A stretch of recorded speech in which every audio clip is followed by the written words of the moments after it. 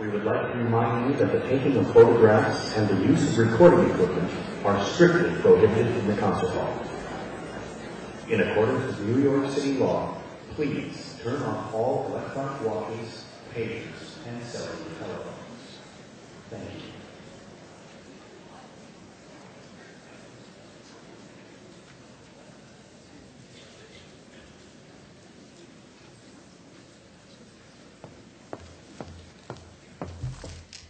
Good evening and welcome. First, on behalf of the 92nd Street Y, I want to wish you all a very happy and healthy new year. My name is Susan Engel, and I have the privilege of being the director of the lecture series here at the 92nd Street Y. Before beginning tonight, I want to let you know about some upcoming programs of interest. Tomorrow night, Madeleine Albright talks to Dan Rather about foreign policy imperatives for the new administration. Then, on January 27th, don't miss former Treasury Secretary Robert Rubin discussing the economy. And then, on January 29th, there will be a film screening of In Search of Memory, which is a documentary based on Nobel laureate Eric Kandel's memoir of that name. And following the screening, Dr. Kandel and Oliver Sacks will be in conversation. As you can see tonight, we have a full house, so I encourage you to buy your tickets in advance for all these lectures by going to our website, www.92y.org. Also, the ushers have given out cards requesting your email, and please hand them to the ushers on your way out. A winner will be chosen from these cards tonight for a signed Malcolm Gladwell book, and I will announce the winner at the end of the program. We encourage you to give us your email so that you can be the first to receive notice of newly added lectures and programs. Now, the format tonight is a discussion followed by your questions, and then there will be a book signing in the adjacent art gallery. I'm now delighted to introduce our moderator and guest. Moderator Robert Krulwich is co-host of NPR's Radio Lab.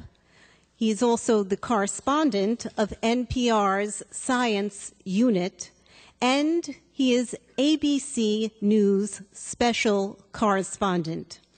He has won numerous awards, including 2 Emmys, a George Polk Award, a DuPont Award, and the National Cancer Institute's Extraordinary Communicators Award.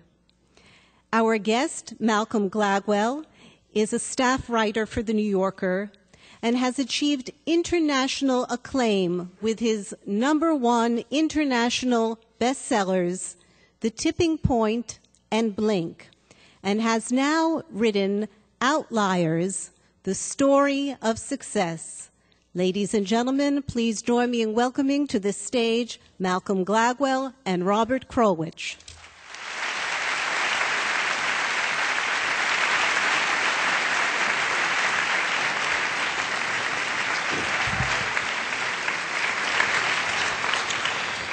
Okay, just pull it to your mouth there. Who are the Medicine Hat Tigers and who are the Vancouver Giants?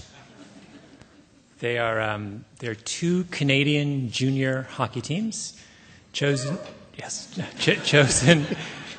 at random, who to illustrate a point in my book, which is this weird fact that wait. Oh, okay. I left my thing on. How embarrassing! And it's a musical one. It is embarrassing. Yeah. Oh God. Steve Silverman from San Francisco, California. I'm so sorry. And also, I can't get it off is the terrible thing. It's one of these fancy new ones which makes like, oh my gosh, come on. You were saying, no, don't say it yet. Should I, do you want me just to talk for a while? And No, it's not maybe I should just, could you like hold it? Then it could be your problem.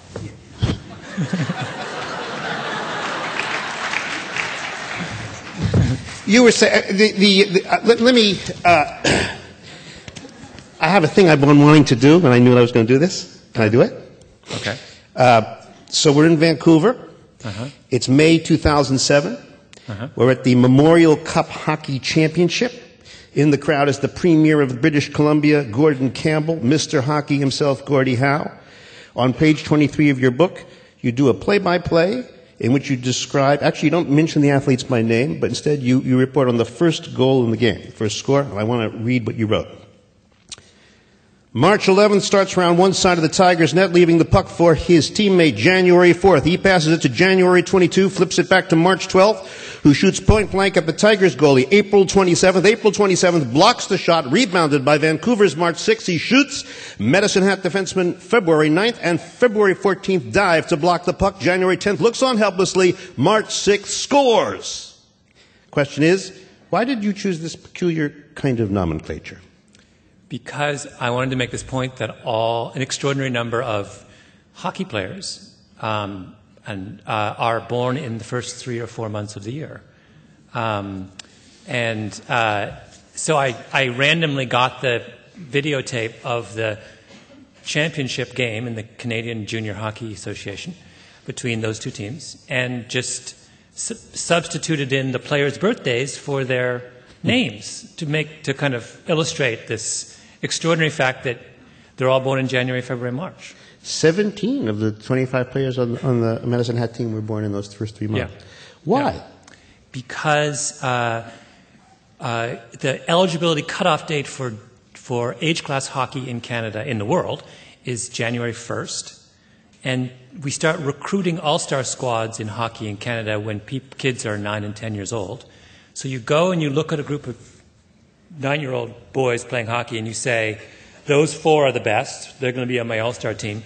But of course, when you're 9 years old, the best one is the oldest one, right? So all you do is you choose the kids who are born closest to the cutoff date, and then you give them special coaching and put them on all-star squads until 9 and extra games and extra practice until 8 and 9 years later, they really are the best. So it's this self-fulfilling prophecy, right? And I think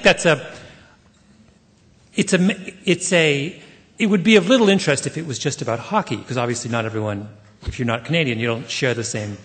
But I think it's this wonderful metaphor for the way success works in general, that we don't realize it, but the kind of rules that we set and the opportunities that we provide have this extraordinarily biasing effect on who succeeds and who doesn't. Is it true, for example, of non-school American baseball, the same kind of, because it's... Yeah, so you can go through almost all sports, and what has to happen for a sport to have these age bias effects is they have to identify so-called gifted players at a very young age and give them preferential treatment to sort of separate them from everyone else, put them in a special stream, and give them access to special opportunities. And whenever you do that, you will bias your system towards those born closest to the cutoff date. Now, what is, of course, interesting about that description of when do you get an age bias in sports is it is precisely the same mechanism that we use in public schools, right? We identify the so-called gifted at a very young age, 9 and 10 years old, pull them out and give them access to preferential opportunities and treatment, right? It's a very, very short step, in other words, from looking at this weird fact that all hockey players are born in 3 months of the year to questioning about whether the kind of extraordinary, lavish educational infrastructure that we put in place to reward the gifted isn't subject to the same biases. So in both cases, we may not be rewarding the gifted at all. We may just be rewarding the oldest who look gifted at the beginning of the year. Yeah, I've become this huge foe of gifted. I'm sure I've talked about this before, by the way. I can never remember what I've talked about, but it's ridiculous. Why do you decide? So a gifted program says that we identify a child and call that child gifted because of their performance at the age of whatever, 9 or 10 or 11 years old. Why do we care particularly how well a child performs at 9 or 10 or 11 years old? They're 9 or 10 or 11. They're a good 25 years from making any kind of substantial contribution to the world. Why don't we wait? What's the hurry? And also, how do you know? So, one child learns to read at 4. One child learns to read at 2.5. Right? So what? Why does it matter?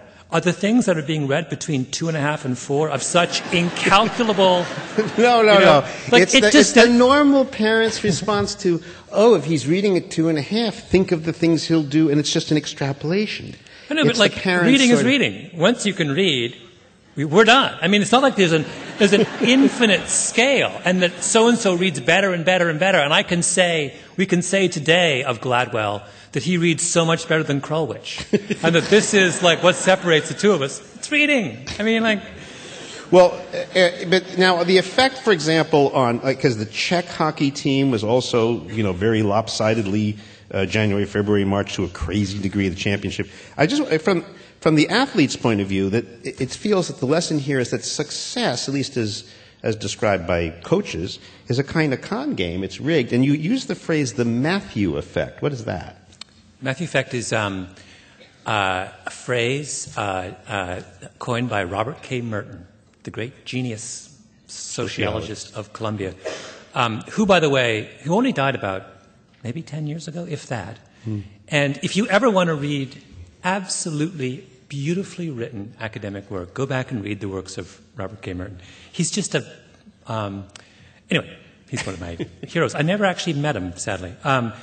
His son, of course, is the guy who wins the Nobel and goes on to be a founding partner of Long-Term Capital.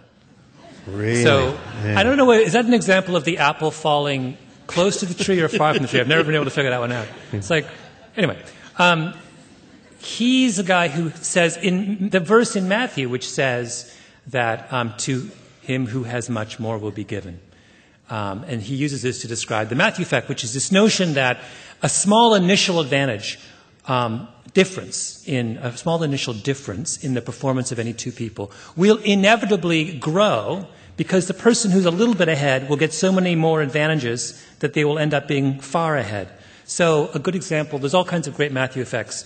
There's a good example of a Matthew effect is the richer you get in America, the lower your taxes are. Right? Effectively, right? The more things we do to help you hold on to your money. So that if I'm a little bit richer than you, the government, or at least the last one we had, is going to be so much nicer to me than you that I'm going to end up even richer. Yeah. Or there's tons of Matthew effects in learning. We know that teachers much prefer teaching their best students, right? So they pay more attention to their best students and give their best students a better learning environment, and as a result, those best students get even better.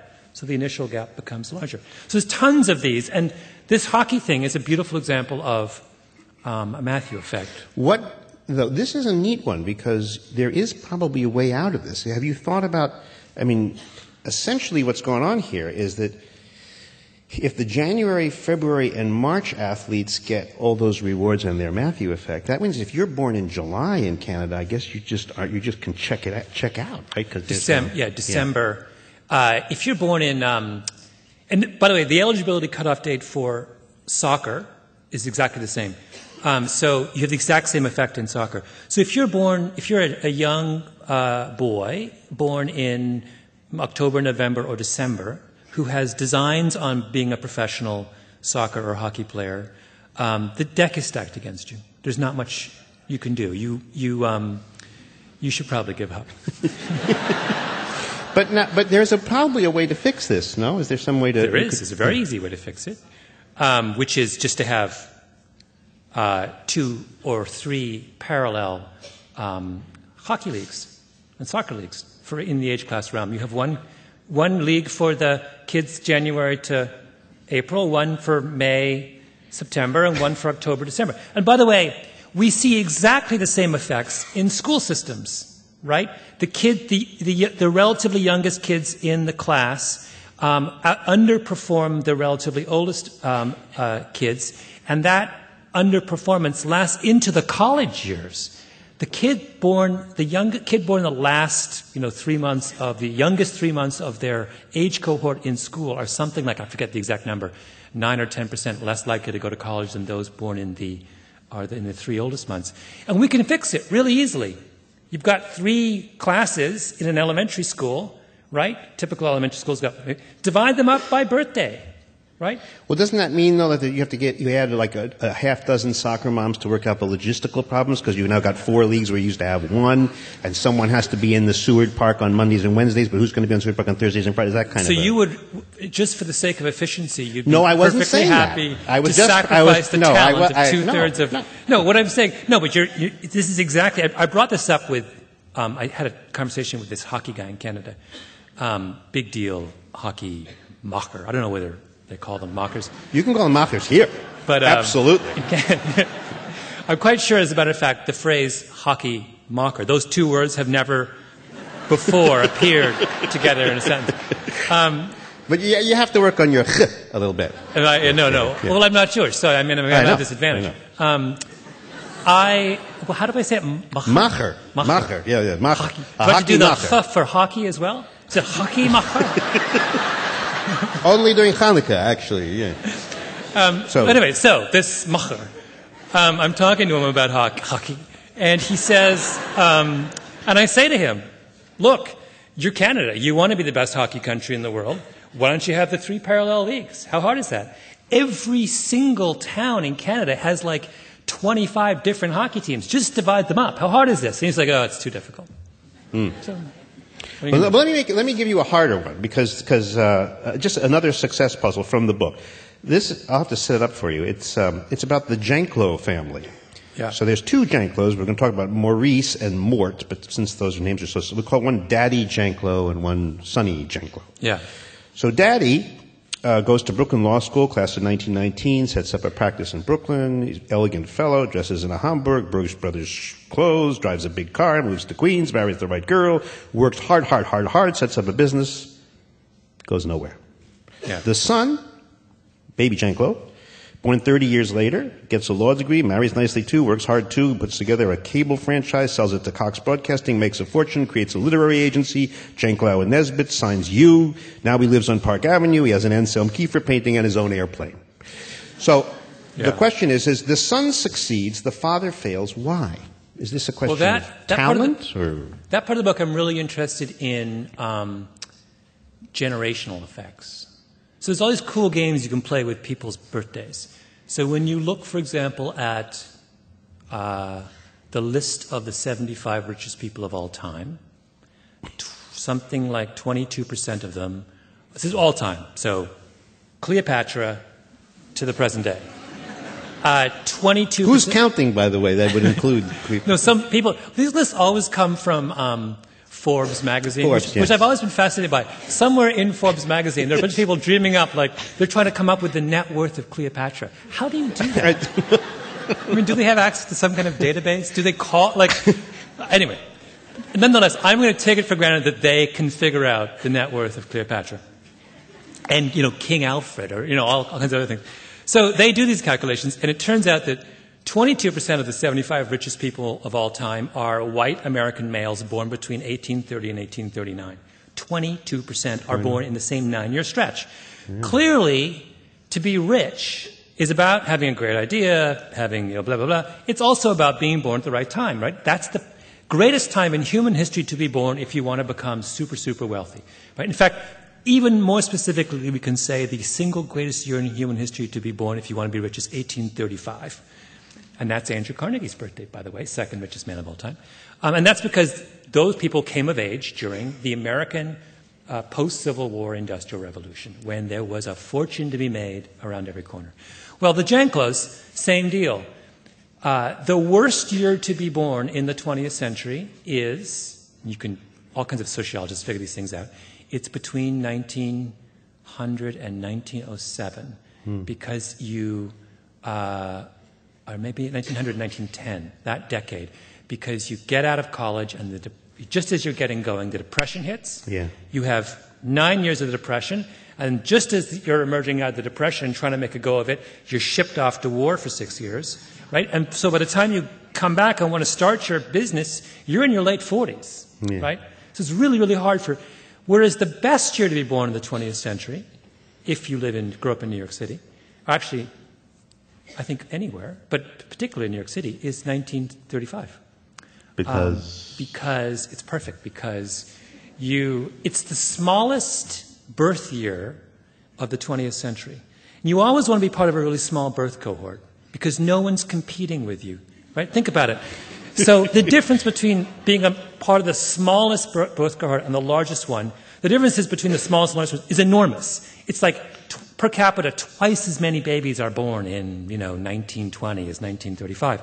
So if you're in 1935, there's this huge generation before you. So what do they do for that generation? They build big, huge, shiny schools and hire tons of teachers, right? Then there's no more kids. So you sail in, and all of a sudden, your older, brother had 35 kids in this class. You have 18.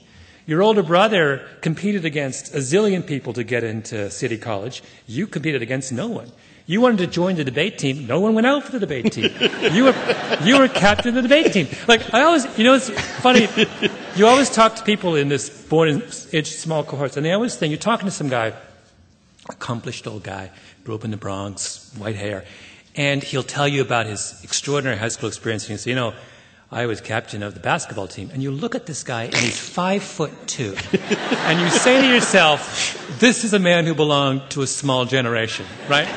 Nobody was going out for basketball. Like, imagine the Bronx basketball championships of what would that be, 1946. These midgets running around. I mean, it's like... Slowly. Yeah. So these guys, they haven't made in the shade. And then they come into the workforce. They go to Harvard Law School. Of course they go to Harvard Law School, right? No one's applying to Harvard Law School. Then they get out in the workforce. Do they get a job? Of course they do. Everyone's desperate for work because there's no one out there. And then what's behind them? The biggest generation of the 20th century. So they sail into positions of authority, and they have in front of them this enormous market to serve, right? It's just genius. And you can even go more specifically. There's this great thing that happens, great, in quotation marks, in New York City in the Depression, which is that a whole bunch of very, very, very able people can't get jobs in the private sector. There are no jobs in the private sector. So what do? They become teachers, right? And you talk to this generation born in 35 about their high school experience, and I lost count in the number of people of that generation who went to public schools in New York who told me, for example, that their math teacher had a PhD in math. Right? Mm-hmm. How many math PhDs are there right now in the New York public school system? I mean, not a lot. Right? Because you can do so many things with a math PhD today. You can could get a job on Wall Street, for example. Back then, you couldn't do anything, right? Except that was the best job you had. And so here's a generation who not only could they be captain of the basketball team, but their teachers were these extraordinary people who, were, by virtue of a lack of opportunity, ended up in the public school system. So is that the difference then between Jean-Claude Dad and Jean-Claude Son? That is just it's the beginning of the explanation. I mean, I never met Jean-Claude. I mean, you can only go so far with this, but it helps you to sort of set the stage to understand here you've got these two very capable people, one of whom achieved extraordinary success and one didn't. And I think you have to go beyond the individual to make sense of that. There is also among you get fascinated by Jewish lawyers in New York. So Joe Flom and Marty Lipton, who are among the most famous and richest and most successful, who are of this cohort, the younger, they arrive and they get the extra benefit of anti-Semitism of all things. Yeah. No, it's this really fascinating thing that we forget about this. It always amazes me. This is this sort of parenthetical fact. It amazes me how short our memories are. So you go and you talk to a Jewish lawyer in New York in his, and I say his because they're almost all men, in his 70s, and he will remind you that when he came out of law school in the late 40s or early 50s, that if he got a job at all at the big downtown, the major serious downtown law firms, if he got a job at all, they would be very clear to him that he would never make partner. No way. A Jewish guy could not make partner at Cravath or Sullivan and Cromwell in the 40s and 50s. Yeah. Not going to happen. This is 40, 50 years ago. I mean, it's 2 generations ago. It's extraordinary how kind of collapsed. So as a result, what happened? Those guys, they couldn't go and work for Cravath, so they went and they set up shop on their own, right? And this is what people like Joe Flom did. So Skadden Arps is, in the beginning, this little tiny law firm founded by guys who couldn't get jobs at Cravath and Sullivan and Cromwell. And what kind of law did they do? Well, they did the law that Cravath and Sullivan and Cromwell didn't want to do, right? They took the scraps. Now, what was the scraps in 1950? The scraps was litigation, bankruptcy, and takeover law, that was dirty law. Right. Like, none of the high waspy guys downtown wanted to touch it. They were going to take over a company. Are you kidding me? And put one of their pals from, Choate out of work? I mean, this wasn't going to happen. So, I don't know why I picked on Choate. I mean, at that moment, you have the full range of ones to choose from. You could have said St. Paul's. You could have said anything, yeah. But Choate, I love the way it comes off the tongue. Yeah.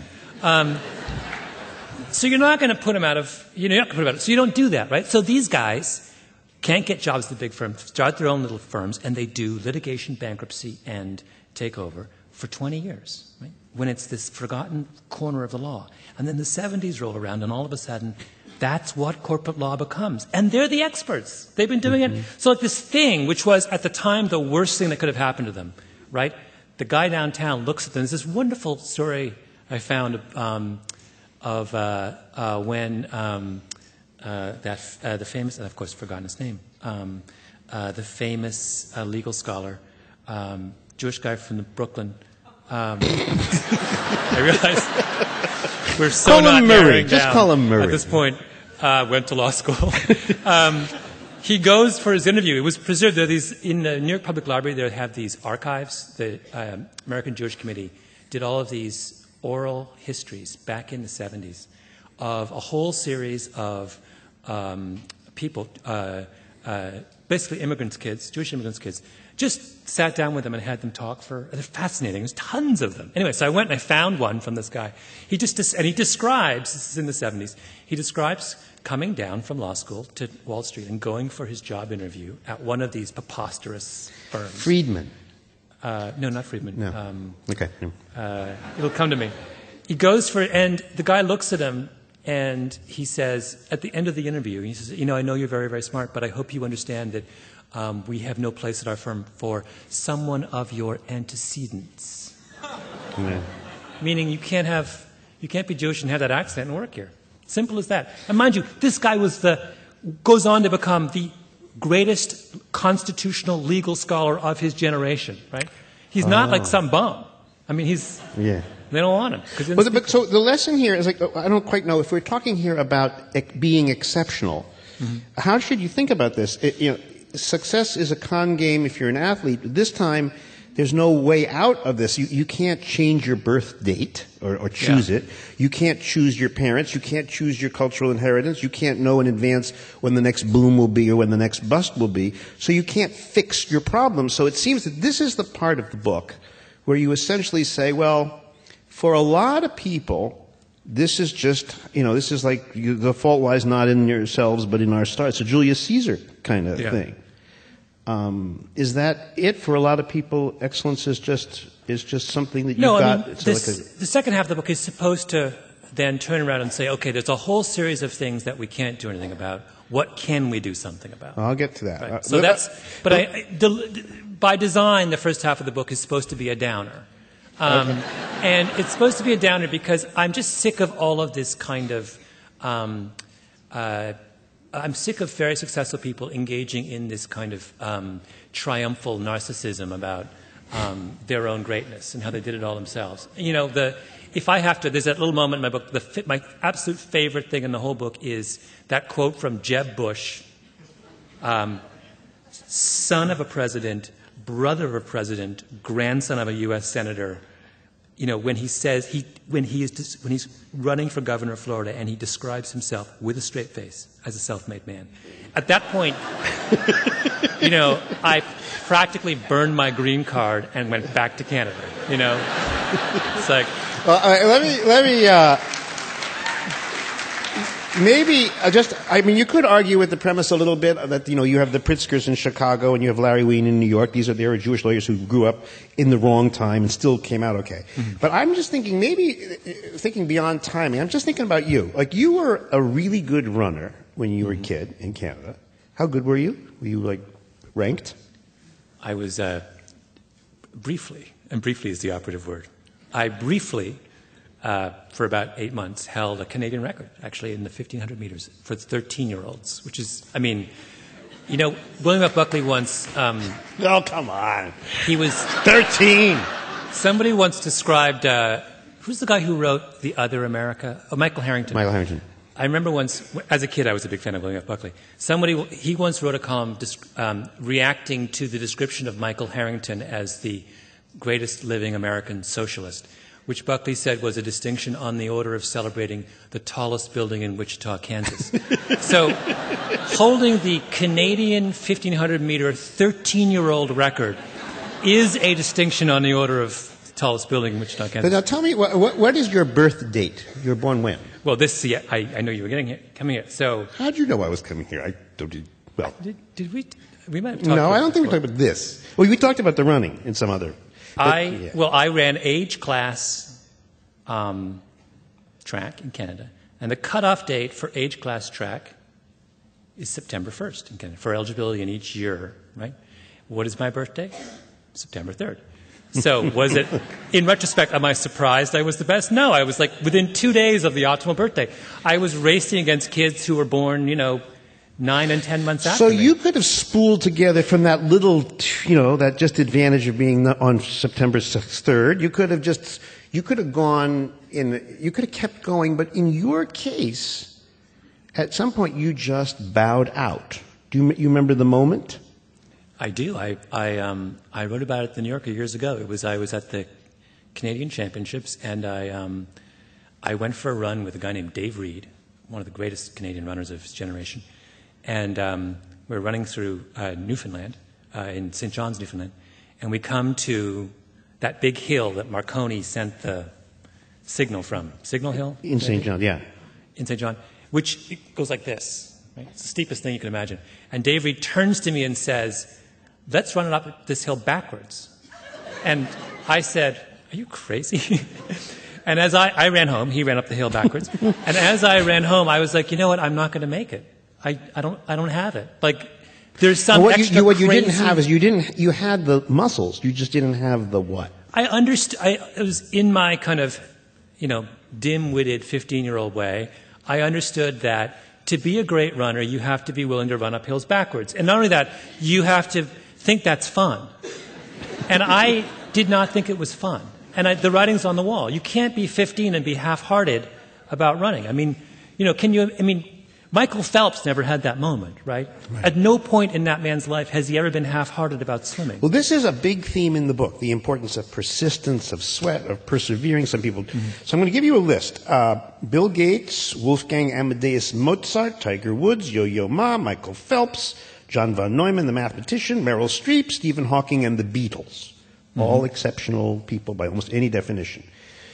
You look at Gates, top of my list here, and you think, well, how exceptional is this? And what's your thinking about Gates? Why? You have a happy accident, or actually 11 happy accidents, but... Yeah. He's the luckiest guy in the world, and he's the first to tell you that. He goes to... he shows up for 8th grade in 1968 or 9 at Lakeside Academy, and for reasons no one can remember, somebody on the parents' committee bought a computer for the kids and a little teletype hooked into a mainframe in downtown Seattle. And Gates has essentially, now what that allows you is to do real-time programming. Everyone's programming with cards back then, right, which is incredibly laborious, time-consuming, and you don't really learn how to program because it just takes too long. He can do real-time programming the way we program now on this little teletype. And he does that starting in 1968, basically for his entire teenage life. And you mean that almost literally? Yeah. He told me this one story about, after that, they quickly, of course, computer time is hugely expensive, and they run through they have bake sales, and they run through the cash. And he then goes through this whole series of things of finding other computers, and at one point, Paul Allen, his classmate at this school, discovers that there's a mainframe that's free at the University of Washington Medical Center it's free between 2 and 6 in the morning on weeknights. And he's now 15 years old. And so he sets his alarm for 1:30 in the morning, and he crawls out the window, right? He doesn't want his parents to know. Walks like 2 miles, like in the rain, right? Inevitably. This is his Dave Reed running up the hill backwards. Yeah. At 2 in the morning, walks 2 miles to the University of Washington, programs from 2 till 6, walks home and goes back to bed. And his mom, upon discovering this years later, says, I always wondered why it was so hard to get Bill up in the morning, right? But that's like, yeah, exactly. That's his Dave Reed moment. So the question is, he's clearly a brilliant guy. No one's taken that away from him. But he has this other thing, which he, by the way, what's really remarkable about that story to me is when he does that, he's 15. So he's a teenage boy. And if anyone, all of us here know about teenage boys, right? Well, what does a teenage boy want to do? What does a teenage boy want to do? Well, what is one of the things a teenage boy wants to do? Sleep, right? Yeah. Here's a teenage boy who is willing to surrender his sleep, 5 nights a week to program from 2 to 6 in the morning. That is what's special about Bill Gates. And it accumulates, right? It's 3 hours or 4 hours a day, and then 5 hours a day, and whenever he can make it 6 hours a day, and it's for years and years and years until he clocks in a lot of hours. Yeah. And Mozart, I guess, played the piano for lots of hours, and Tiger Woods just played golf with lots of hours. These people are all examples of what's called the 10,000-hour rule, which is this notion that a brilliant guy named Erickson, a psychologist, has kind of formulated this principle that if you look at any kind of cognitively complex discipline, it seems almost without exception that in order to be good, you must practice at least 10,000 hours. And we can't find exceptions to this rule. What sort of surprised me is you put the Beatles on this list. Why are the Beatles? Because they go to Hamburg.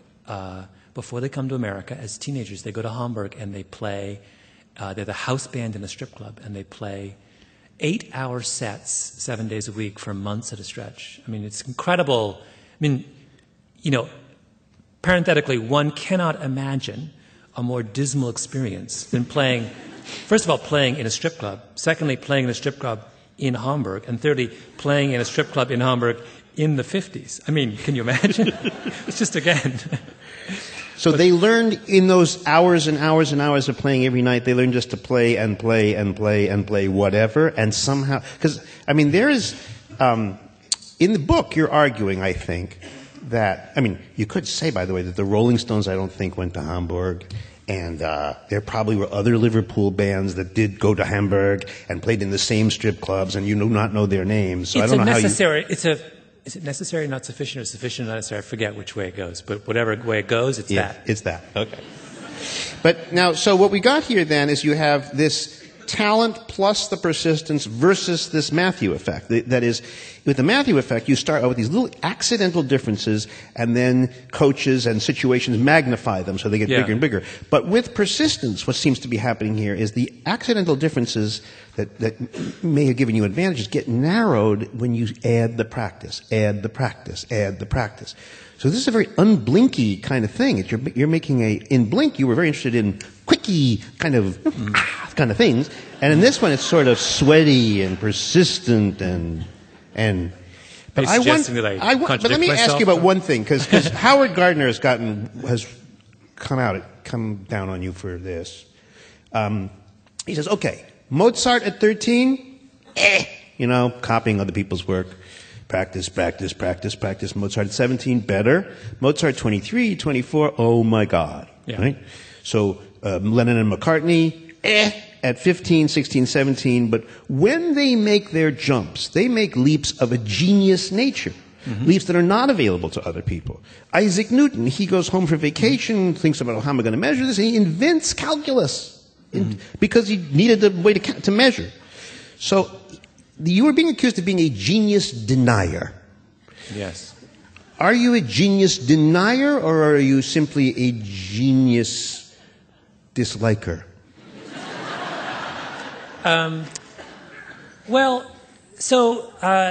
There's clearly this thing called talent, right? Right. And it's the magic dust, right, that gets sprinkled onto persistence. It turns a lot of hard work into something great. And the question is, how large a role does it play, and what does it consist of? My first point is that I think that intuitively we grant talent far too great a place in the success story. So I think that it matters less than we think.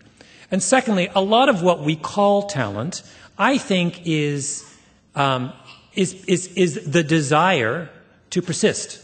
Desire it's that you love something so much you want to do a lot of it. I think that's an awful lot of what talent is. I mean, there's a piece I wrote years ago for the New Yorker. I remember writing about Wayne Gretzky and reading a biography of Wayne Gretzky, and he's as a kid, this is a great hockey player. Great hockey player, greatest hockey player of all time. And as a kid, when he's 2 years old, his parents would sit him in front of the television. And he would watch hockey games on Saturday nights. And when the game ended, he would burst into tears, right? And it was this little glimpse into his future greatness. Because here he was at 2, and he loved this thing. He couldn't even play hockey. He's 2. I mean, he can barely walk. But he already has understood he loves this thing so much that for it to end is an unconscionable burden, right? And it's like the world is ending, and he's disconsolate. So what is Wayne Gretzky's talent? Well, part of it is his extraordinary, vision, his coordination, his whatever is this. But a lot of it is this guy loves this game so much that he would do nothing but do it and think about it and engage it and do all those things. Now, is this magic dust called talent? Is that all it is? Maybe. I don't think that's denying or hating genius, though. I think that definition of genius is far more appealing to me than the notion that it's simply some sky-high IQ or some... well, this is the genius which just won't quit, and it won't quit you. Sort of like that movie about the two guys on the mountain. I mean, I'm recasting it sort of like what? break back, I won't quit you. So it's the love of hockey. Yeah. That will not speak its name. That dare not speak its name. Yes, I suppose. That's not an analogy that would have occurred to me. Maybe one of the things that I detect is that it's not that you don't like geniuses, it's that maybe you don't think we need them. I want to back up for a moment. Okay. Why are people so hostile to the notion that what genius is an extraordinary love for a particular thing? Why is the love... So we hear the ability definition of genius, the rare ability definition, and we think, oh, that's so plausible. Totally, that's what it is. But then we hear the extraordinary love definition of genius, and we say, he's a genius denier. Why? Why are we so hostile to the notion that what separates the genius from the rest of us is the genius loves what he or she does more than we do? But we have no problem at all that what separates the genius is that they have some, because it misses the point. I mean, there are people like Paul McCartney. Are you hostile to the notion of love, Robert? Is that what that is? I know. I just want to make an obvious point here that, Harry Smith. No, that's a real person. Harry X could love writing songs, but Paul McCartney even could the love... way you say love, though, is so... Really, have you thought about this? Okay, come on, I'll do it differently. Your Harry X could love that's better. Writing songs. He loves writing songs so much that he can't stop, but for lunch and dinner, and sometimes not even those. But next door is Richard Rogers, little Ricky Rogers. Mm-hmm. He loves writing songs too. But for some reason, Harry writes and loves writing. Ricky writes and loves writing. And Harry writes an unmemorable song called The Babbling Brook, Those To and Fro. And Richard writes Some Enchanted Evening. Well, no. So there's a difference there. No, well, but hold on. The love doesn't get you... No. But the love does. So think about this. Love is not the complete explanation. Love is the way in. Because Wayne Gretzky loves hockey so much, he thinks about it all the time and does more than that. He engages the sport in a way that no one else had ever engaged it. So there's this wonderful, remember when I was writing about Gretzky, there's this thing that he famously did once where he scored a goal from behind the net. and he flips the puck over the net, and it kind of does a little thing and goes in. And the reason no one had ever done that before was not just that no one could do it. Lots of people could do it. It had never occurred to anyone else before, right? No one had engaged the sport on that level. So why is Gretzky engaging in that way? Why is he thinking about it that deeply and creatively? Because he can't get hockey out of his head, right? So it's not just, when we say that he loves the game, we don't mean that he's a great hockey fan. What we mean is he loves it in a deep and passionate and extraordinary way. And that permits him to explore that thing in a way that no one else explored it. Bobby Fischer loved chess, right? Not in the way that, my brother loved chess, and my brother loved chess, but in a way that he couldn't get chess out of his head. He was infatuated with chess, right? And that's what leads Bobby Fischer to be Bobby Fischer. But I don't see how you get to a level of engagement without love, right?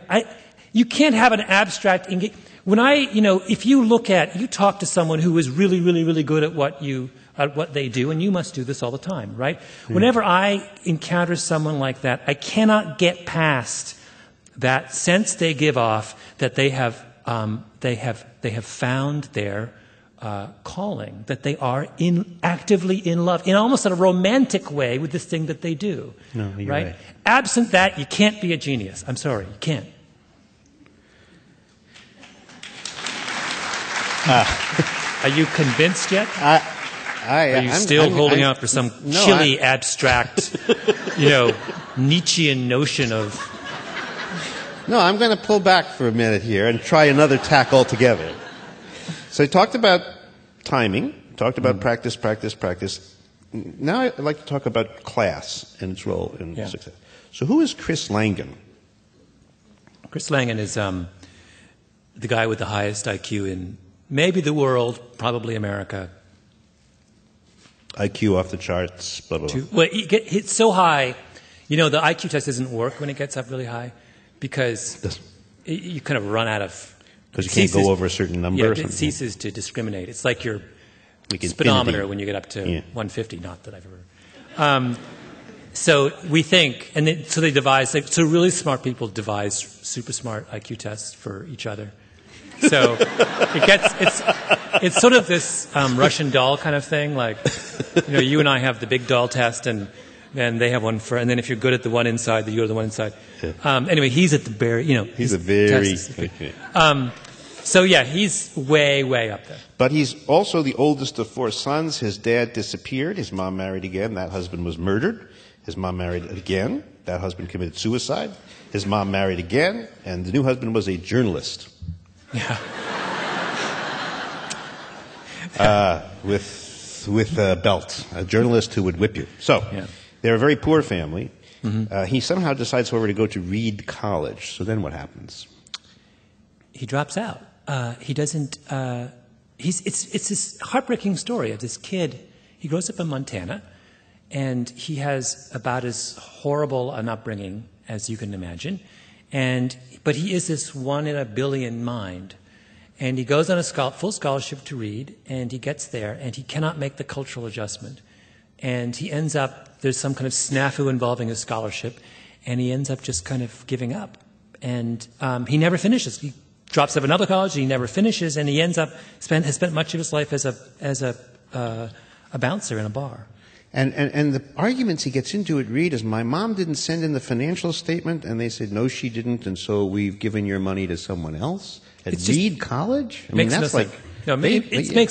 his explanation for how he doesn't make it through college is both entirely convincing and entirely unconvincing at the same time. It is completely the case that he believes he was thwarted, but it makes no sense to someone who grew up in kind of normal middle-class life that he could have failed to kind of stay there.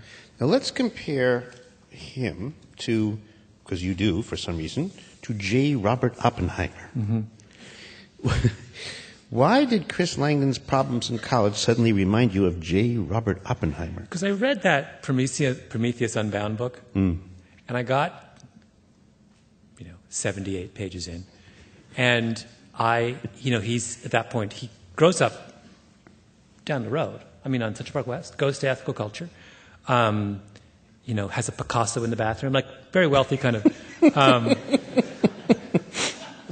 Years ago, I had a friend who was very wealthy, and everyone who went to this friend's house, they had a Picasso in the bathroom. So since then, that's my kind of standard metaphor for wealth. A Picasso in the bathroom. Picasso in the bathroom. So anyway, he's that kind of kid. And I'm reading Prometheus Unbound, and he's this like brilliant child. And I'm reading about how, you're reading a lot, he goes to Cambridge to do his PhD. And at some point, he's unhappy. He's being tutored by this guy called Blackburn, who later won a Nobel. And he's unhappy, and he gets a little bit depressed, and he tries to kill his tutor. You're not making a joke. He tries to poison his tutor. Yeah. He tries to, and he's at Harvard College, and he tries to poison his tutor. Cambridge. You know, it's this moment where you do this massive, triple take, right? You're like, what? Yeah, he tries to, and Cambridge finds out, and here's what they do. They put him on probation, and as penalty, they send him, he has to go once a week to a psychiatrist on Harley Street in London. Right?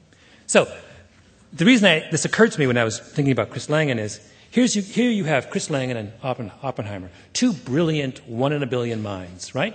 One kid grows up on Central Park West with the Picasso in the bathroom. One kid grows up in Montana in the worst possible. Both of them encounter a problem in their college careers, right?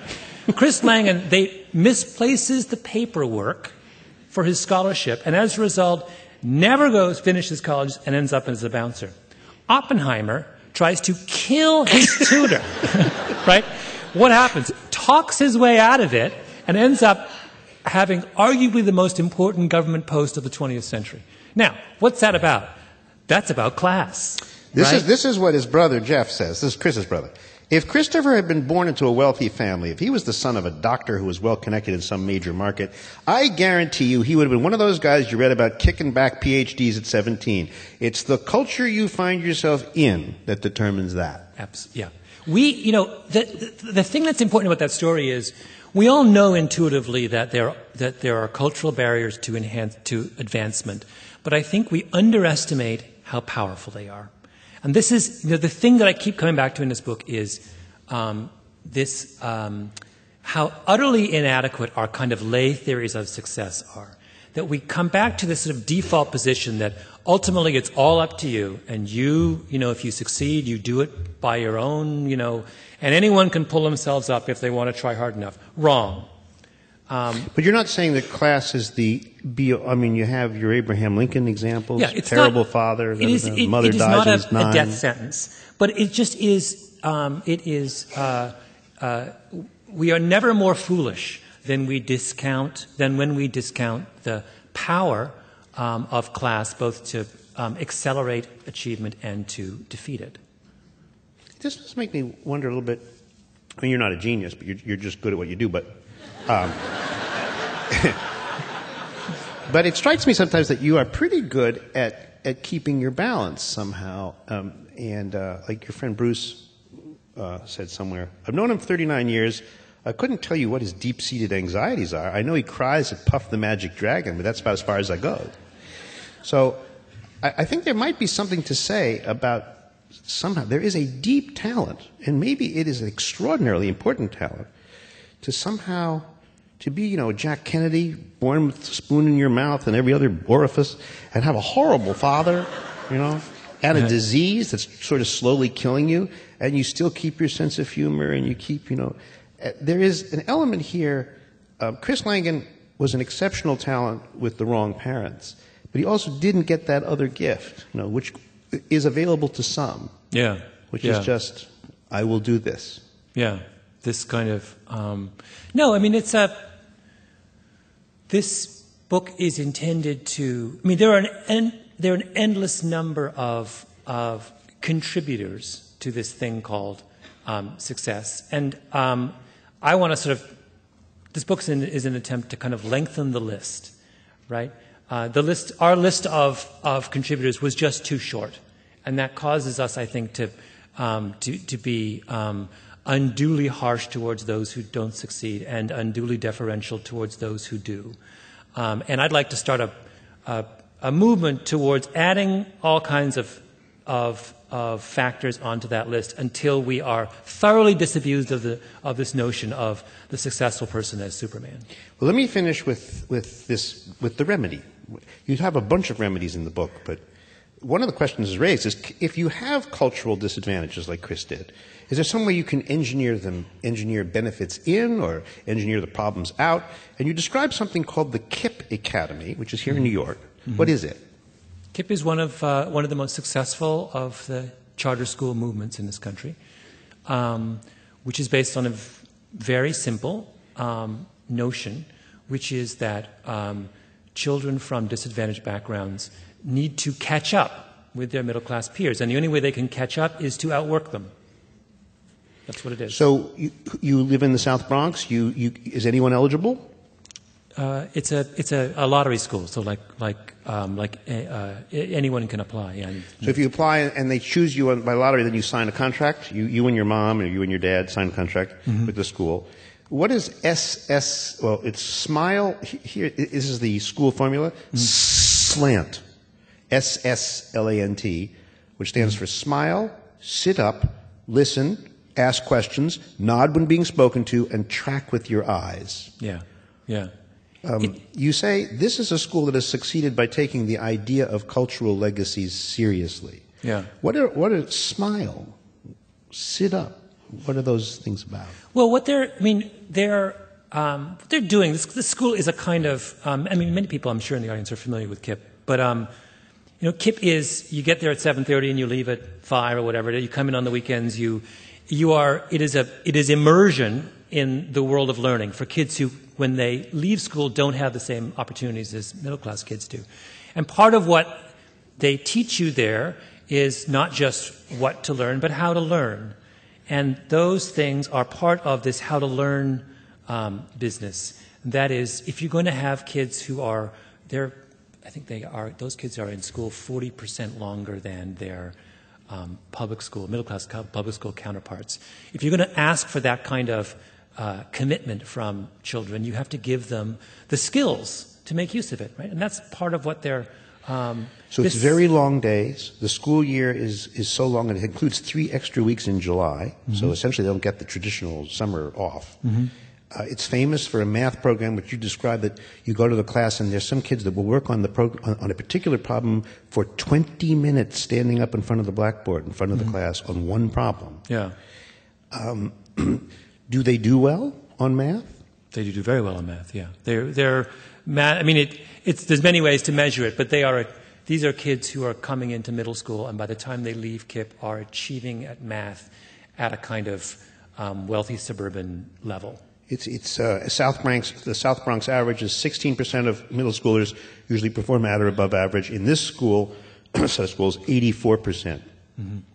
Of course, I don't know how many dropouts they have. I imagine they have a bunch. 3%. No, it's very low. It's very low? 3%, yeah. So this business about summer is interesting, and it's interesting to you. What happens to kids during summer? Well, this fascinating thing that a number of scholars have pointed out over the years, which is that we look at poor kids and rich kids, and we follow their progress through school. And what we see is a learning gap opens up over the course of school between rich and poor kids, right? Right. They start out being this far apart, and then by the end of high school, they're this far apart. And it was always said, when we observed that learning gap, we explained it by saying, either the poor kids aren't as smart as the rich kids, or the schools are failing the poor kids in some way that we don't quite understand, right?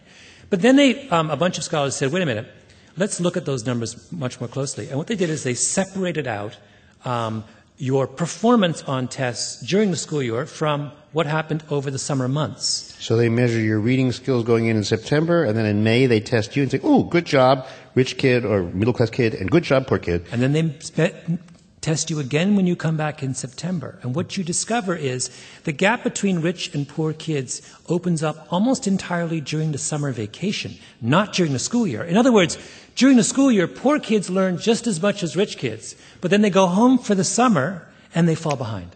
In fact, poor kids' performance over the summer tend to regress and come back to school in September behind the point that they left in May. Rich kids, middle-class kids, over the summer progress and come back to school in September well ahead of the point that they left in May. In other words, we've been complaining about schools for years and years and years. Schools aren't the problem, right? Summer vacation is the problem. The problem is that we don't have enough school. And that's the kind of, when you understand that really crucial point. Why did that happen, by the way? Why do we have summer vacation? So why do we have this preposterous? Well, I got interested in this, and I thought there must be someone. I thought it was like air conditioning in the Bronx. Like you didn't have any in 1907, so you went home.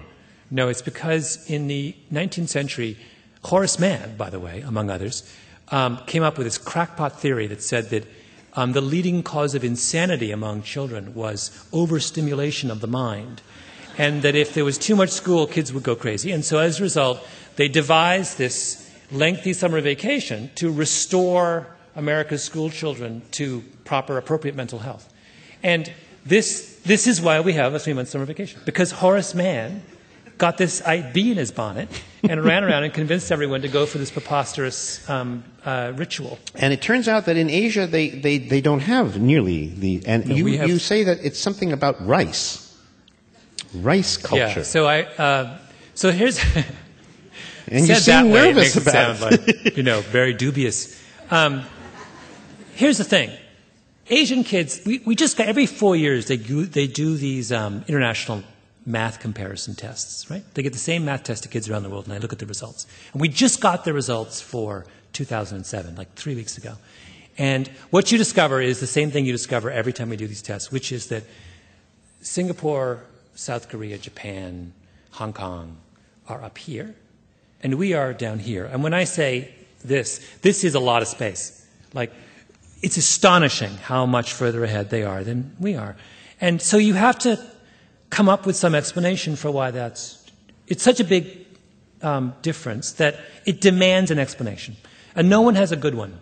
So I thought, it's near the end of the book, I'll venture my own. So, this idea comes from James Flynn, very, very brilliant psychologist, who has this line. He has this book written about Asian American overachievement. It's this genius book, which is full of more like zany ideas and extraordinary insights. And anyway, at the very end of this book, he says, he's talking about this, and he says, he's Irish, and he's comparing Asians and Irish people. And he points out, he's like, my ancestors were drunk the whole time, and all they did was grow potatoes. And when growing potatoes is really easy. You plant the potato in the spring, and you dig it up in the fall.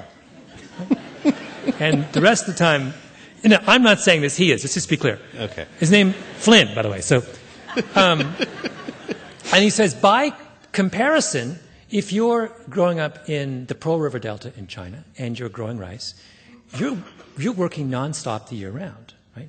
So then I thought, that's so fascinating. So it turns out, if you go back and I started to read all this stuff about agricultural practices, turns out it's true.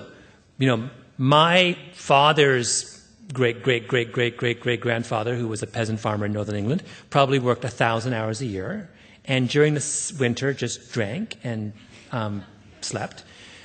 His equivalent in South China in the Middle Ages worked 3,000 hours a year, 3 times harder, because rice farming is just so extraordinarily time-intensive. Right? So the argument is, if you're doing rice farming for 1,000 years, right, you develop as a culture a very different idea about what a day's work is than if you are like my great-great-great-great-grandfather, sleeping off a hangover for the winter months. And so what happens when you take that cultural attitude and you're confronted with a calculus problem in high school? Right? I think it makes a difference.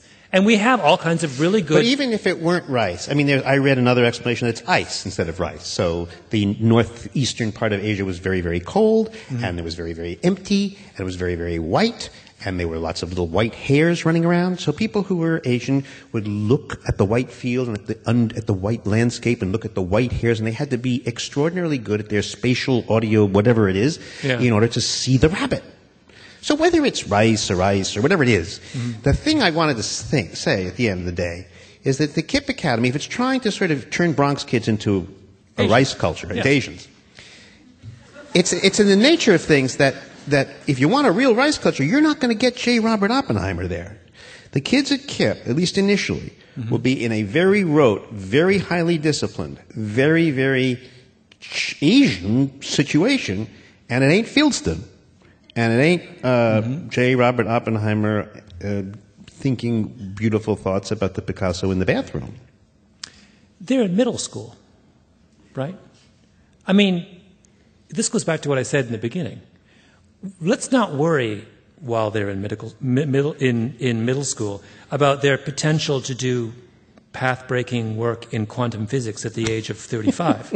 Let's just get them into college, and then they can make those choices for themselves, right? Does KIPP get kids into good high Absolutely schools? gets kids into college. I mean, we can't keep putting the cart before the horse here. Before you do, J. Robert Oppenheimer sure did all kinds of marvelous things when he was an adult and was educated at the very finest institutions. But at some point in his life, he sat down and was taught the basics of mathematics and everything else in a very highly structured, formal, and disciplined environment by a teacher who knew what he or she was doing, right?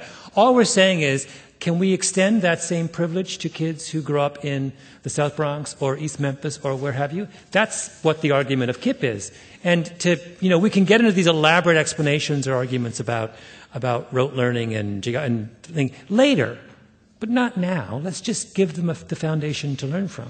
So let me finish up with, I'm going to give you 4 propositions to try to describe what you did in this book and tell me which you agree with, maybe some, maybe none. We don't like geniuses. We can do better as a society enlarging our population of above-average folks. So enough about geniuses. Or, there's no such thing as a genius. Every so-called genius owes an enormous debt to his or her family, mentors, good timing, good fortune, cultural accidents. Nobody, absolutely nobody, not Mozart, not Einstein, not nobody, does it alone. Or, genius is a bad way to think about achievement. It kills potential in other people. It allows us to ignore policies that would help lots and lots of non-geniuses. Genius, that phrase, is the enemy of broad-based social progress. Or, finally, genius is a fancy way of saying we need less government, more reliance on self-made men and women. It looks like a descriptive word, but really genius is a conservative propaganda. I like all of them. Can I have all of them?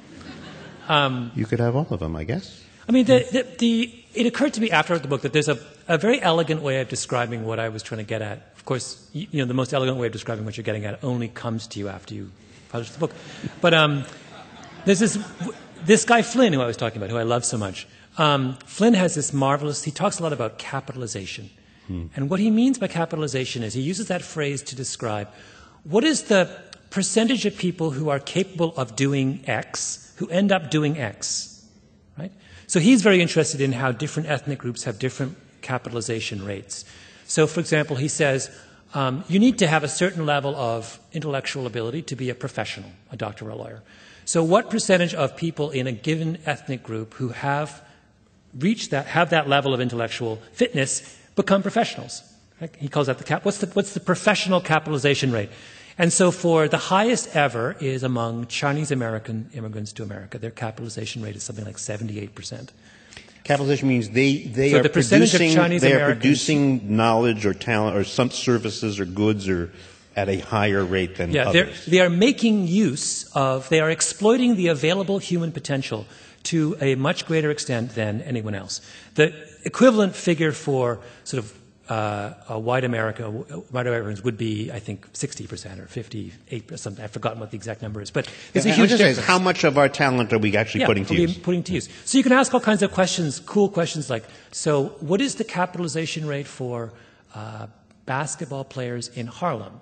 So what percentage of players who are capable of playing professional basketball in Harlem end up playing professional basketball? Right? What's the capitalization rate? You'd think it was really high. In fact, it's really low. And in fact, if you look throughout American society at capitalization rates in any field, what you will discover is that they are way, way lower than you think. We pat ourselves in the back all the time about how good we are at finding and exploiting ability in this country. We're not. We're actually really bad at it. And the only people who are really good at it are these kinds of highly specialized immigrant groups who come here and basically show us how it's done for a couple of generations. And I sort of think, instead of the reason I object so much to all of this obsession with genius and ability is it's the wrong question, right? Who cares about, whether someone's got this much ability or this much ability? What we really should care about is, are we capitalizing on it? Are we giving everyone who has at least enough, a reasonable amount of ability, the chance to make good use of it? And we're not doing that, right? And until we get capitalization rates where they should be, any kind of discussion or emphasis on genius is a waste of our time, right? And that's where that's the kind of point of the book, is let's start with this much more fundamental question before we engage in these very fun and esoteric but ultimately useless discussions about genius. All right.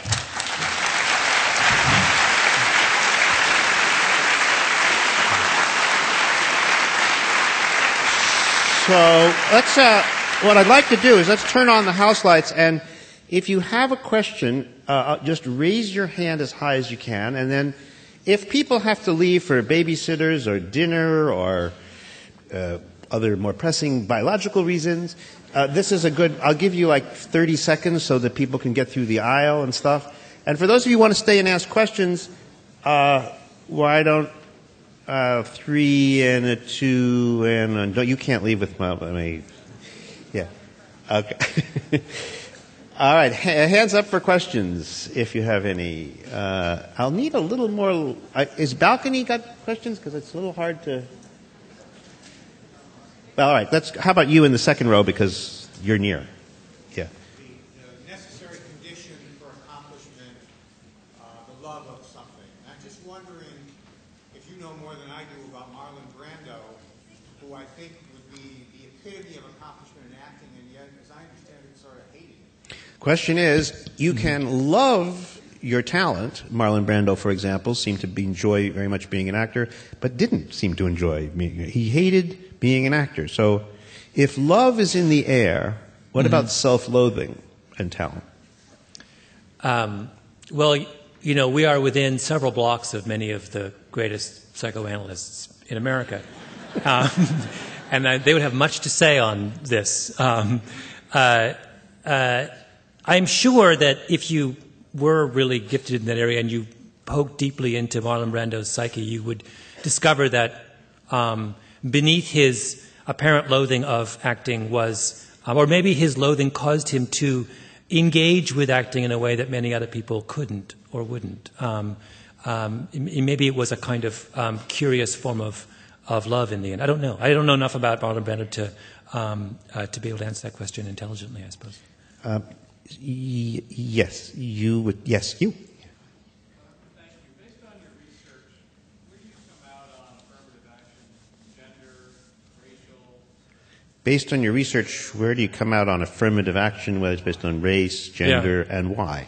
Well, once you understand how utterly arbitrary the advantages that successful people have, once you understand how utterly arbitrary many of the advantages successful people have are, does that make sense? Yeah.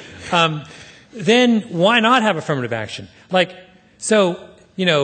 Jeb Bush gets to be governor of Florida because daddy's president and baby brother's president and granddaddy was senator. That's a series of advantages that he didn't earn. He was just given to them, given those advantages arbitrarily.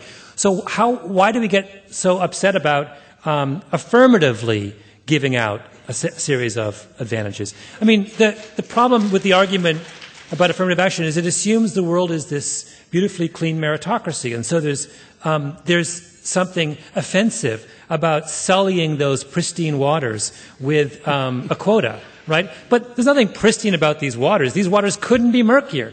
I say throw more stuff in it, right? Yes, you on the aisle. Yeah, I don't know, Malcolm, if you've ever read the Valiant's adaptation of life. He did a study of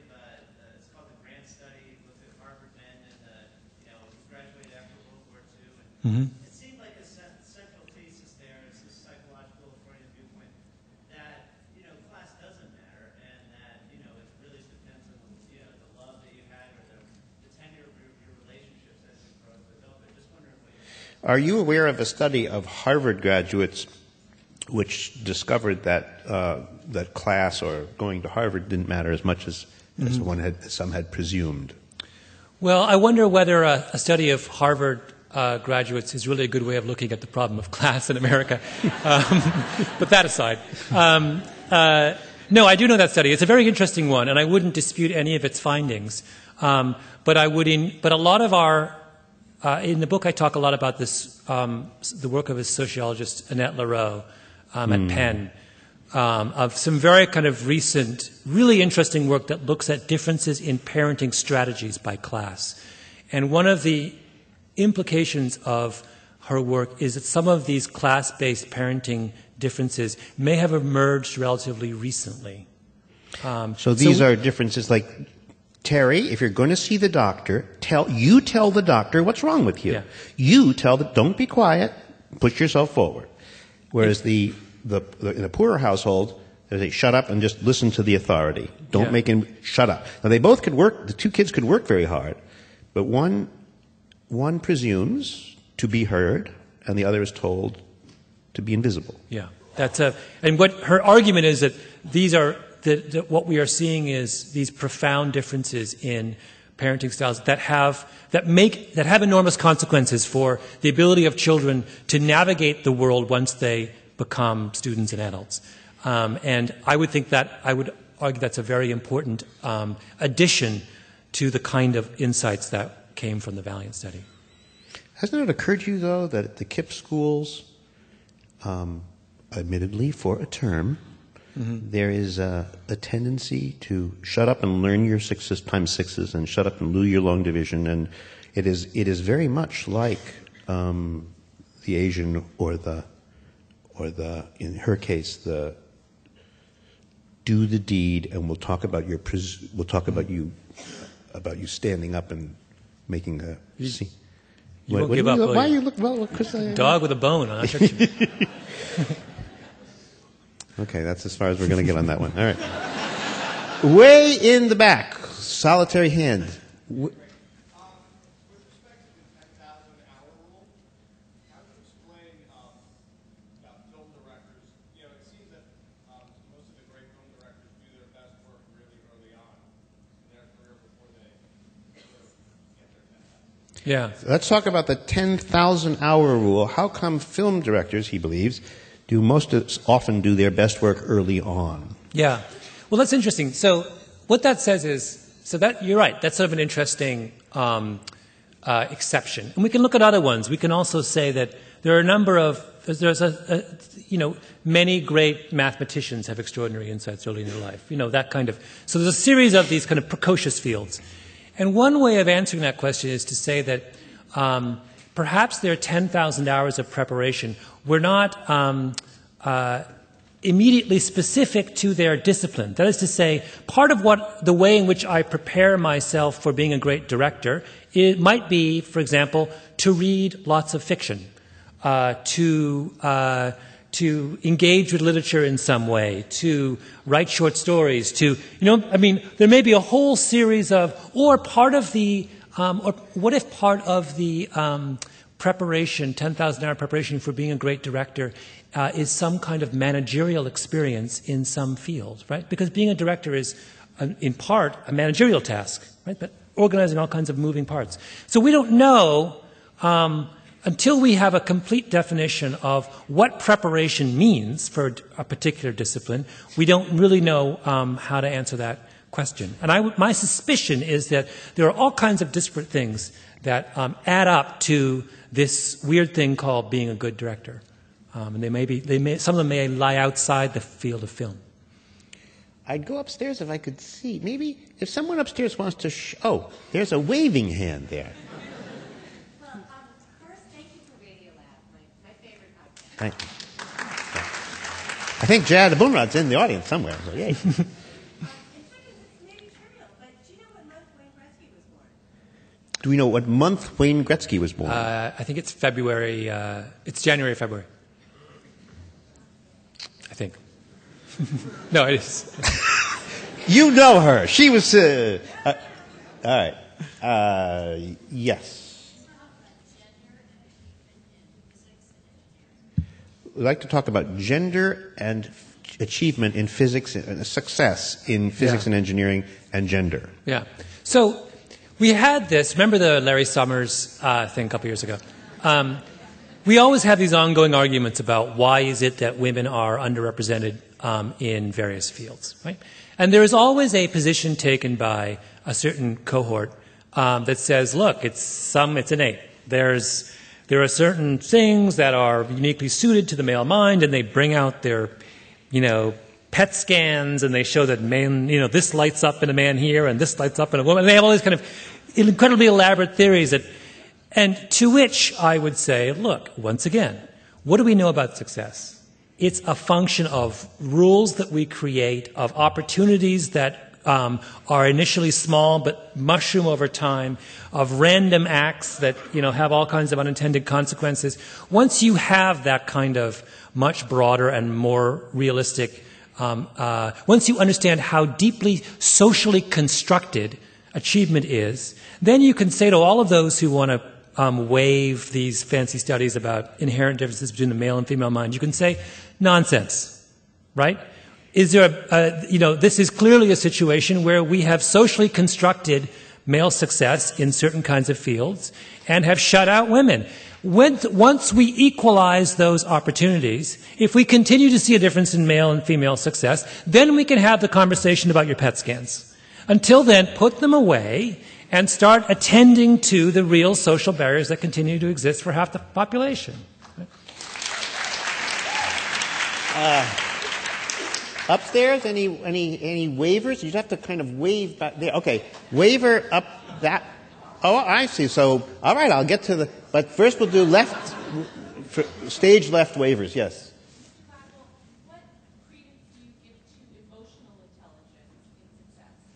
Mr. Gladwell, what credence do you give to emotional intelligence? Well, when we were talking about just now about Annette Leroux and these class differences in parenting styles, what she's getting at is, I think, she's getting at the kind of social precursors of emotional intelligence.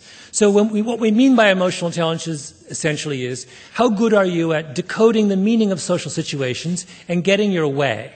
Right? That's essentially in part, but essentially what is. And what Annette Leroux is saying is, when you look closely at parenting styles by class, what you discover is that middle and upper middle class parents are very deliberately and persistently teaching their children the skills necessary to decode social situations and get their way. So she's taken the mystery out of EQ. She said it's not something that magically occurs in some and not in others. It is a socially constructed phenomenon that arises out of a very particular ideological position taken by a set of privileged parents in this country. And so I think she has, these two phenomena are intricately linked. They're all part of the same extremely important story. Now we'll go to the right side of the balcony. So, okay. The very, very... One of the things that you talked about very briefly in your book was the idea that a huge measure of what, a huge way to determine people's success is their ability to do things like come up with weird ideas of what to do with a brick. And I was wondering if you could tie that back into what you talked about with the 10,000 hours a little bit more. Yeah. So in the book, there is a description of an intelligence test. No, it's a creativity test. Not an intelligence test. Well, they seem to be like there were two. So one is a kind of test where you take it and you learn to narrow your focus and logically to go down to some kind of subset of the whole. And then there's this kind of wonderful test which says, okay, I'm going to give you a brick and a blanket. What can you do with a brick? Write it down. And what can you do with a blanket? Yeah. So these are early forms of creativity tests where you simply measure its uses of a brick. And you give this, and you have people write down as many different uses of a brick as they can come up with. And what you find is that what you're looking for is just, can someone come up with like 25 or 30? I mean, how creative are they? I mean, It was really astonishing. it's really, really fun when you Yeah. see someone who's very good at it. Yeah. And the idea is that what that test is measuring is something profoundly different than what an IQ test is measuring. An IQ test measures your ability to decode, to narrow, to take a list of 6 possibilities and correctly identify the correct one. This one is measuring your ability to create something from nothing, right? Which is a profoundly different skill, cognitive ability. It was my saddest moment in reading the book, because I thought, okay, I'm not going to do terrifically well on the IQ one, but I thought with the bricks, I'd just be fabulous.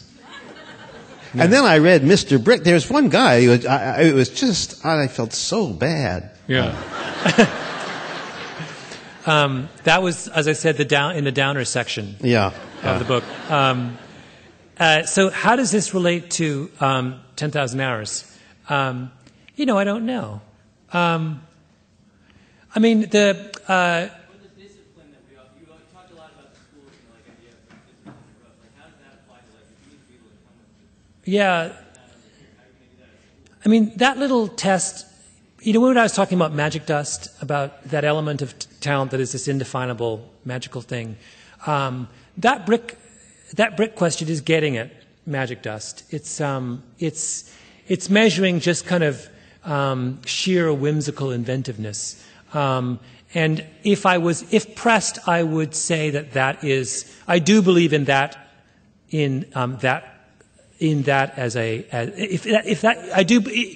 If pressed, I would say that's what talent is that little, when I saw that, I give the example of the kid who came up with those 10 amazing uses of a brick. I would be very comfortable saying that kid is talented, has some magical thing that most of us don't have. Yeah. And that's and I would be very comfortable with saying that John Lennon and Paul McCartney had that. And when they added that to the 10,000 hours in Hamburg, they got something fantastic. But you couldn't have gone anywhere without any of those 2 steps. Okay, let's. Where have I not looked? How about? Oh, there. What's your opinion on the emphasis that new parents put on getting their kids into the right preschool, the right Montessori? This happens in New York City. What's your take on parents who try to work really hard to get their kids into the best pre-K, then the best K, then the best K1 and 2, and then so on? Well, there's this, I play this idea a little bit in the book. There's this notion in statistics called restriction of range, which is that when you get to the top of a distribution, the differences between different data points are no longer meaningful. So we know this is true of IQ, right? IQ works up to about 120, and after 120, it doesn't matter anymore. Someone who is, if Robert over here has an IQ of 180 and I have an IQ of 120, although he is technically smarter than me, in fact, for all intents and purposes, the extra 60 points that he has on me are meaningless. It just doesn't, at that point, I'm smart enough if I have an IQ of 120, right? That's what we mean by restriction of range, that at the very, very top of the distribution, the top 1%, when you try to distinguish between people, it's just, you're not distinguishing between them meaningfully anymore. And I talk about this in the context of you can talk about this in the context of school, of individuals. You can also talk about this in the context of schools, right?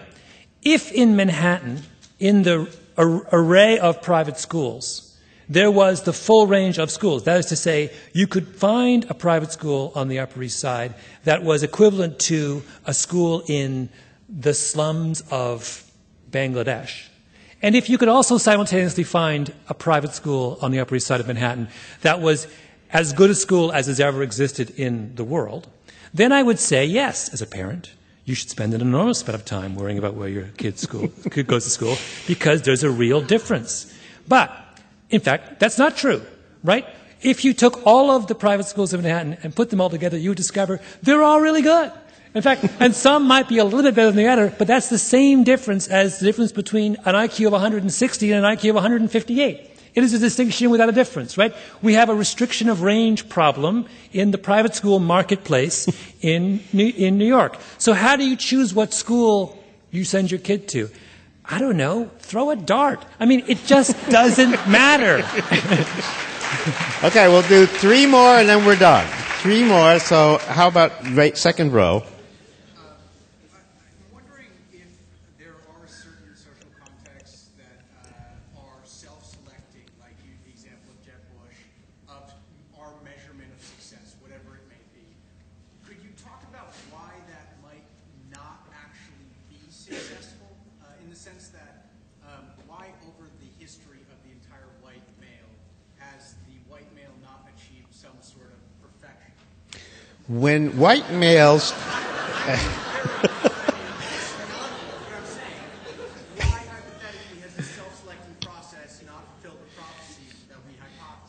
If white males are so fine, and they come up with definitions of fine, why are there others who are finer?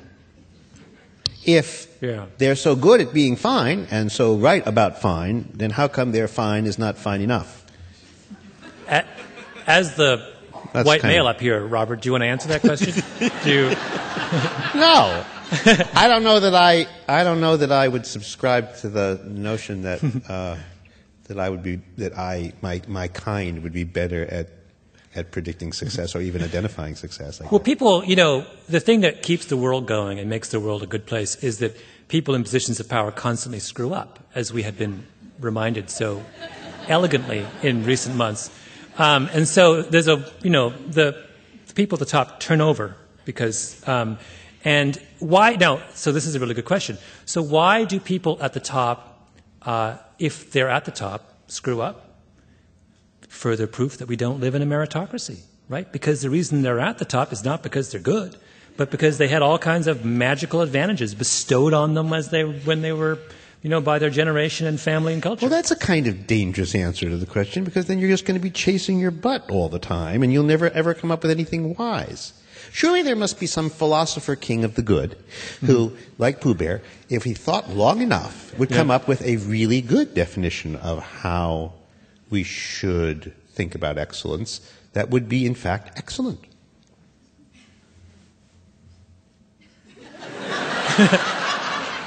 I like these nosedives you do. Like sometimes, these are questions. You can make a sound. Never mind. I can't answer everything. How about right there in the middle with his hand up, wondering whether I mean you? Yeah. Describe how you think Bill Gates achieved success and the factors that led to it. 2 individuals, I'd like to hear how you think they've achieved the success that they have. 1, Barack Obama, and 2, Malcolm Gladwell. Oh. Question is, since you are so have a thing about Bill Gates, and you can figure him out, how do you figure out 2 others? They are the President-elect of the United States and yourself. Well, let's skip me and let's talk about Barack Obama. He's there are many, many things that go into him, but I was very amused the other day rooting around on the web to uncover some letter that he wrote to Harvard Law School about 15 years ago in defense of the affirmative action program at Harvard Law School, pointing out that he was a beneficiary of it. And I love that. The system works. We've been whining about affirmative action for years and years and years. Now we have what looks like a truly great guy who is the president we've wanted and desperately needed. And what is he? He's the product of affirmative action programs. He's like, can we stop arguing about this now? This is what they were supposed to do, is find talented young people and give them a chance, right?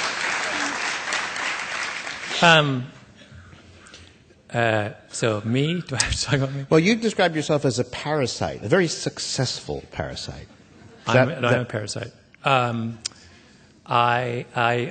the little bird on the back of the elephant, and that's a good thing to be.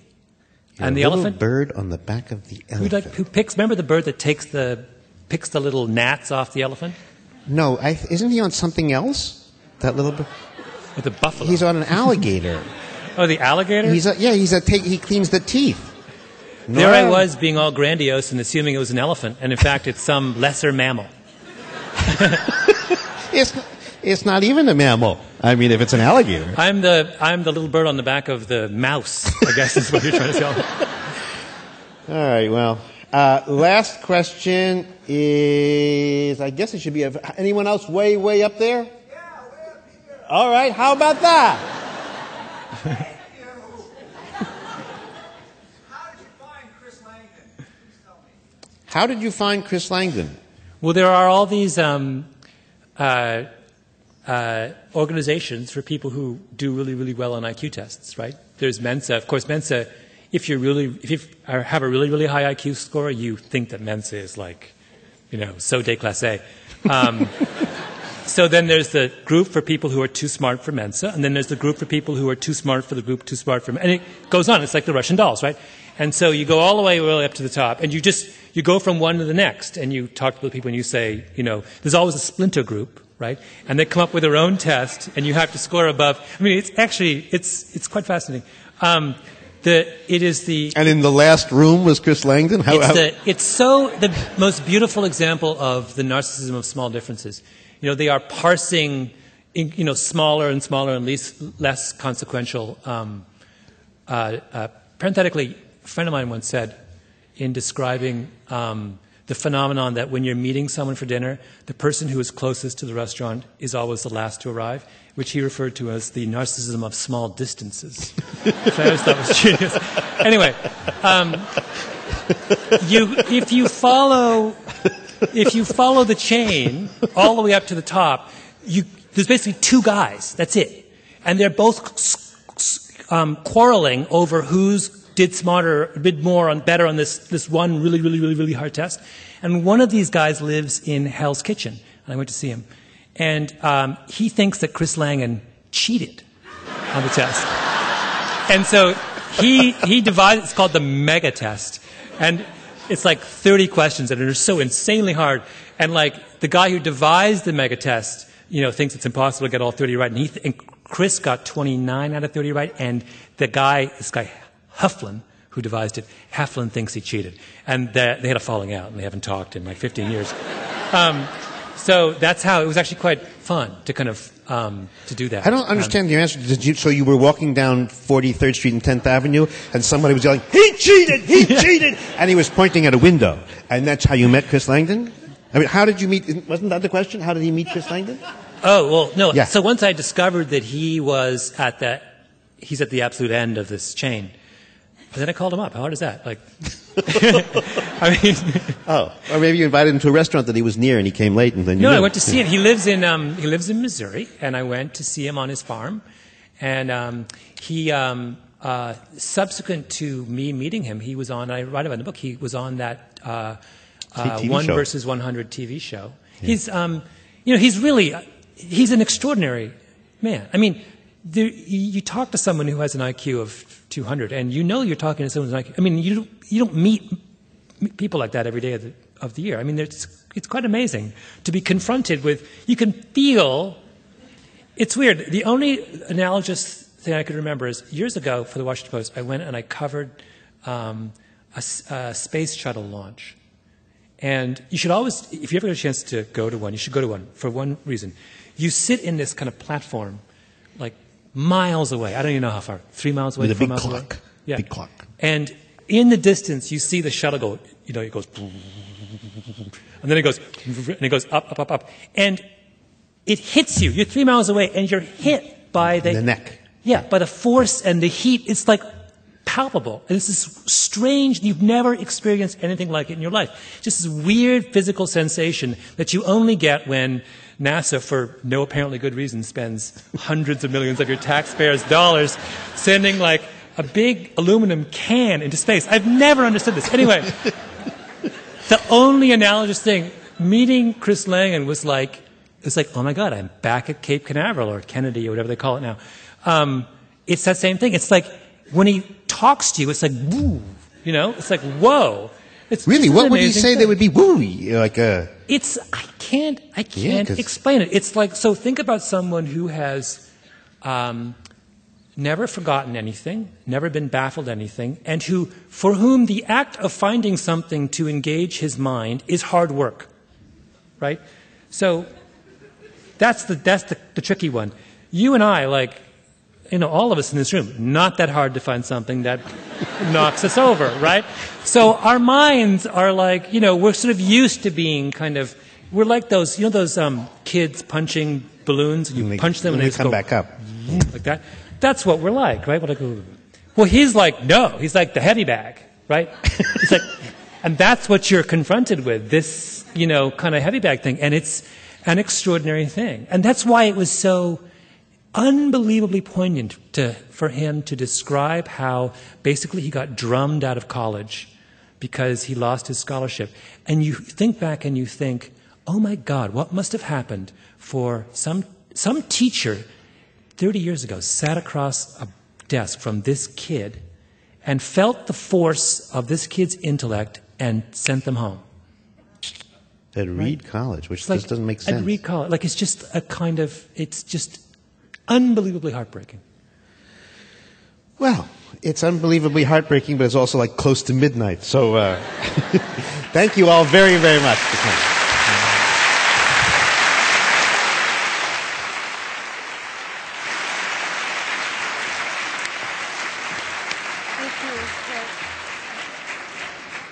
Thank you, Malcolm. Thank you, Robert, for this very enlightening discussion. What a great start to the new year. I want to announce that the winner of the email raffle for a signed Malcolm Gladwell book is Rebecca Graham. So come to the art gallery and we'll give you a book. Thanks. It's fabulous.